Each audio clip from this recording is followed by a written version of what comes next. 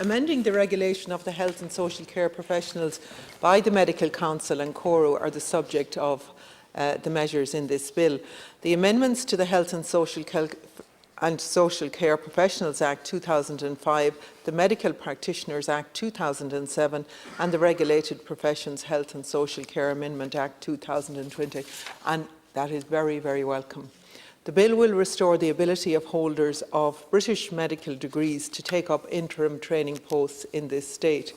This is essential for attracting the sorely needed internationally trained doctors into the HSE and protecting the All-Ireland movement of students and professionals, particularly in the health and social care sectors.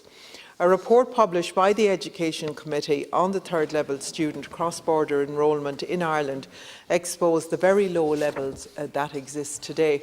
It showed how partition continues to have a huge effect on where students go, and indeed Brexit posed and continues to pose a threat to the very low level of students we see going north and south, coming south to study. Through the course of my research for that, the RCSI and others raised the issue of the effects of Brexit had on the mutual recognition of qualifications on this island and between Ireland and Britain. Prospective students must have full confidence that their qualifications will be recognised in other jurisdictions.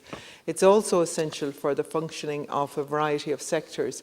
It's incumbent on all stakeholders to work together to minimise the border's ability to separate us and limit the educational and work opportunities for students and employment opportunities for graduates. This bill is a step towards addressing those concerns, but much more needs to be done. Guarding against any hardening of the border centred on maintaining the absence of physical infrastructure and frictionless trade. This justifiably became an important political issue at national and international level. However, this public discourse did not always show the degree to which the border is present and exists as a very real barrier in many aspects of people's lives in its current form. I would also like to echo the comments made by my colleague David Cullinan in relation to the regulation of home care workers. Home care workers continue to operate in an unregulated manner. Workers in the sector know that this has a negative effect on employment standards and indeed on pay. People in receipt of home care hours and their families also deserve to know that the sector is properly regulated. Many of these people are very vulnerable and should have these standard safeguards. HICWA have repeatedly made these calls, but they seem to be falling on deaf ears. The absence of formal recognition for home care is directly connected to the shortage of home care workers. I'm constantly dealing with very difficult cases where people are awarded home care hours but are forced to survive without the service because the workers simply aren't there. And I know, Minister, you're well aware of that many of them land across your desk.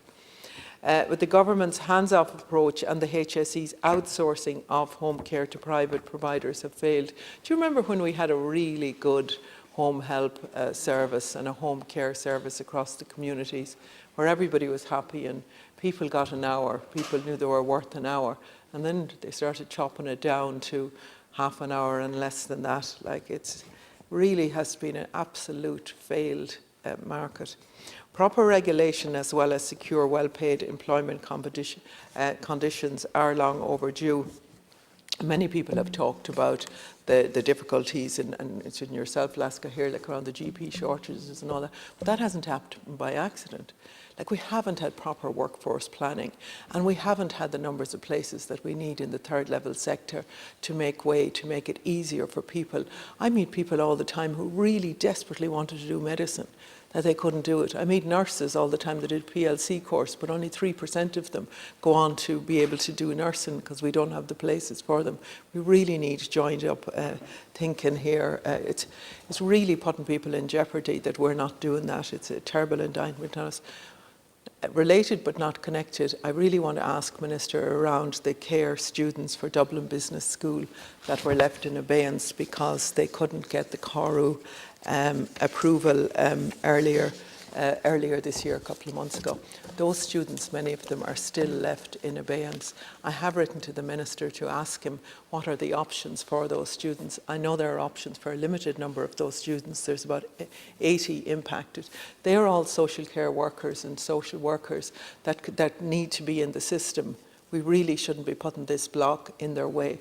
And for schools, business schools, such as Dublin Business School, they really need to step up to the mark to ensure that these courses are accredited before they sell them to students. They make a lot of money from them.